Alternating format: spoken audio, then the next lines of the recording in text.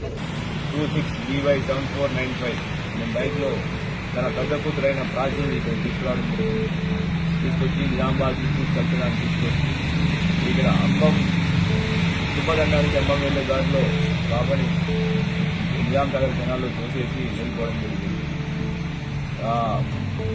వెళ్ళిపోయి ఇంకోళ్ళు దాక్కున్నారు. మనకి ఇన్ఫర్మేషన్ మీద ఇవాళ అప్లికెంట్ అతను పట్టుకోవడం జరిగింది.